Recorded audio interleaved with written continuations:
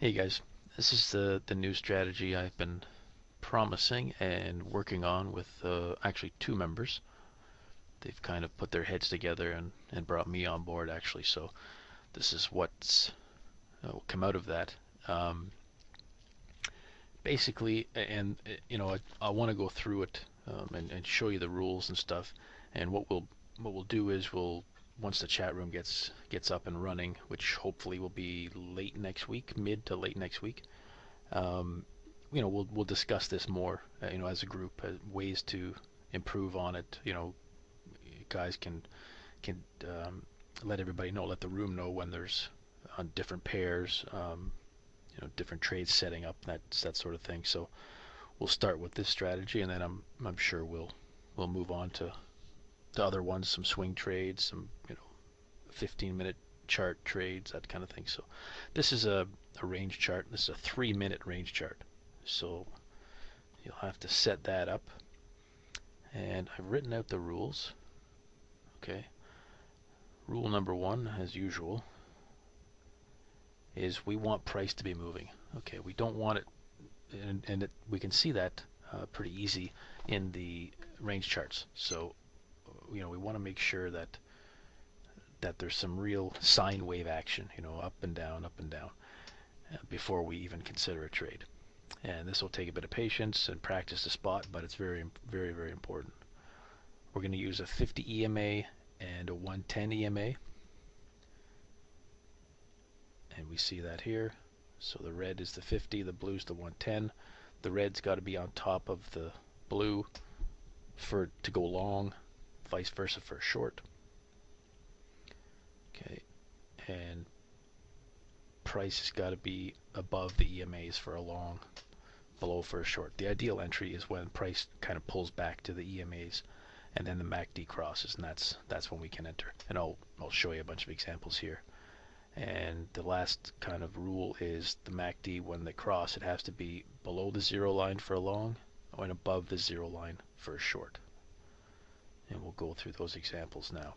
So this is today, April 20th, and we had 3 trades right in a row, which is quite unique, but they happened. So what we want to have and make sure is that the two EMAs have some distance between them. We don't want them really tight, close together. So that's happening here. And the ideal is we've got some movement. We've got some, that sine wave, up, down. We can see that. And we see price pulls back into the 50 and then bounces off the 50 with giving coinciding with a cross of the MACDs. And this is a 2-line MACD, and I've included this in the email that I've sent everyone. So, and you can get this in the download section on the blog as well, if you're just if you're not a member, quote unquote, and haven't signed up for my mailing list. So if you don't have this 2-line MACD, you've got it in your email. Okay, so we've got this cross below the yellow zero line here. Okay, I've marked that off. And we've got to bounce off the 50, and up we go. Okay, and we put our stop. Let me grab this trend line here. And we put our stop just below this swing low here.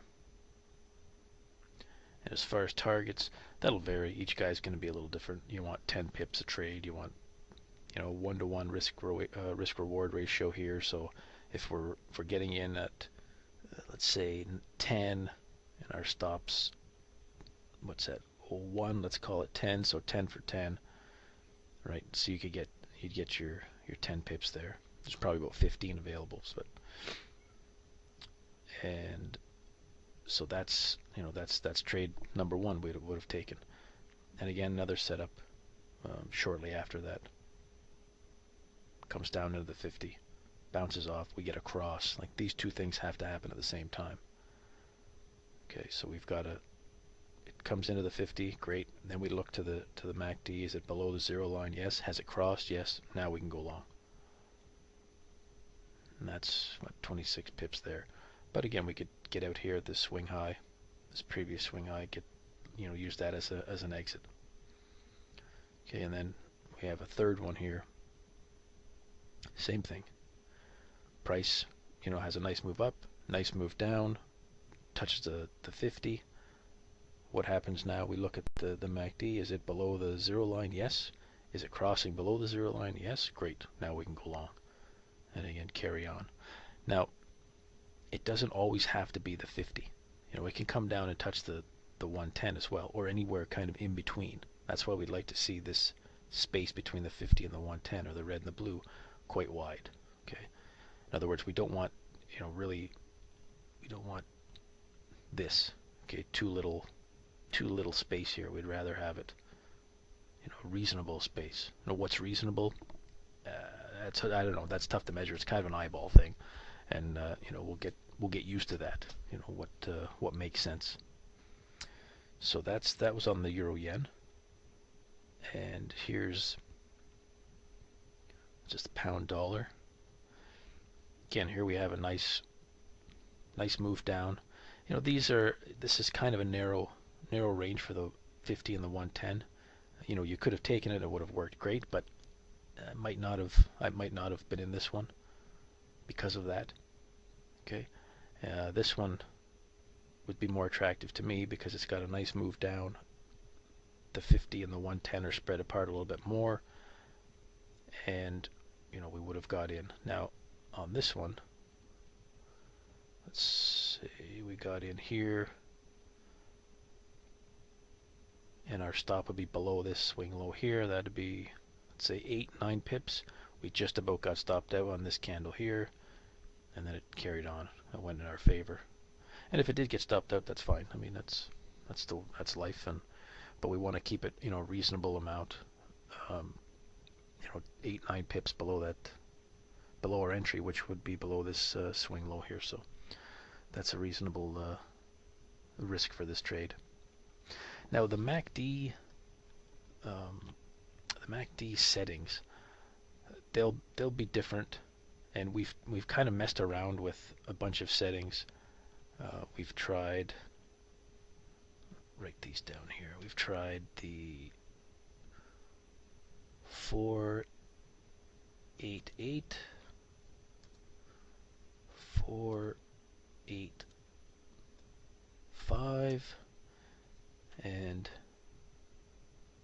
816.5.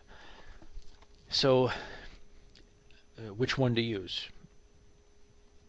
I don't want to just say take your pick, but one will give you a little earlier signal, and what we were talking about is maybe stacking, a couple of MACDs and having an 816.5 and a 488, and when they both line up, then enter. So, but just to give you an idea, those are the settings you can use, and they all work pretty well. So, give those a whirl. Okay, so let's see, that was the pound. Okay, here's a good example of the euro dollar. Now, again, this is 485 is the MACD on this chart. We see a nice move down here. Now on this one, it meets one of the criteria in that the MACD is below the signal or the zero line, and then it crosses while it's below it. But we're not touching the 50, or in this kind of area between the 50 and the 110. So this wouldn't be a trade. Now this one, we touch the 50, and we're still waiting for the MACD to cross below.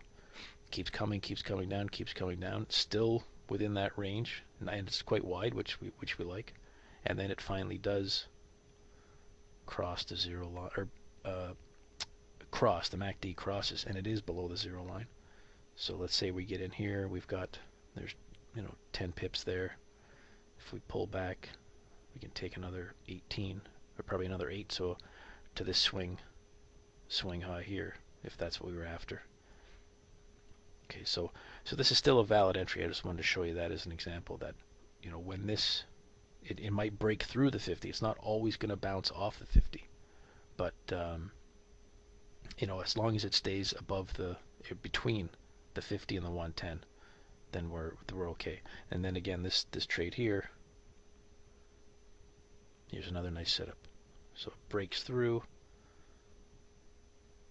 still in between, nice wide area between the red and the blue, 50 and the 110. Our MACD is below the 0 line. It crosses while it's below the 0 line, and then up it goes. Okay, so that's pretty much it. Put this as a 3 range, whoops, not the number sign, 3 range chart that we've been looking at. All these charts that we were looking at were 3 range charts. And just the only thing different was the MACD was a little different for each one. So, but you can see they all gave some winning trades, even with the different MACD. So it's important to recognize though that it's got to be below the 0 line, and then wait for that. Be patient and wait for some real movement, and that movement will also be dictated and will spread these two moving averages apart as well. So that's another way to know you're in some movement. So I think that's about it, guys, for this strategy.